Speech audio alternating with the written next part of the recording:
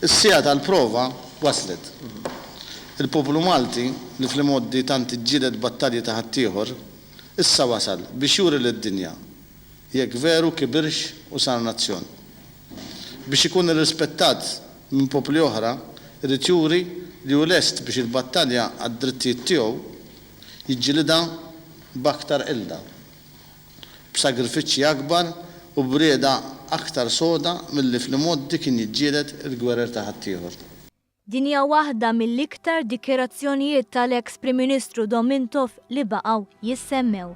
Dikjerazzjoni li saret f'April tal-1958 f'perjodu ta' taqlib soċjali u politiku kbir. Dak iż-żmien il-ħaddiema ta' mas-servizzi kellhom inkwit kbir minħabba sensi. Għal ħafna Maltin l-unika triq li kienet qed tidher possibbli kienet l-emigrazzjoni. Il-ħaddiema bdew jiltaqgħu u jagħmlu dimostrazzjonijiet fi strada rjali l-belt.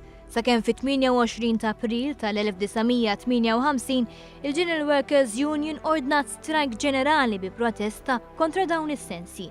L-istrajk kien suċċess kbir għax dakinhar Malta kollha waqfet u mhux biss in-nies tas-servizzi. Malta uriet idwejjeq d-diżapprovazzjoni tagħha għal mod mhux xieraq li bih ġiet ittrattata mill-Gvern Ingliż. Iżda dan ġibi prezz. Ħafna spiċċaw imsawta u feruti oħrajn il-ħabs. Fosthom l-eks Ministru Patrick Holland li snin ilu kien iddeskriva hekk dak li seħħ quddiem il-qorti. Li ġara wkoll kien illi dak iż-żmien kienu jaraw kif jagħmlu kif ċerti nies li kienu quddiem il-qorti fuq affetta politika jġibuhom quddiem ċertu maġistrati u mhux quddiem oħrajn. Anke Agata Barbara li bosta snin wara saret l-ewwel President ta' Repubblika Mara messa x-xorti ħażina li tgħaddi żmien fiċ-ċella.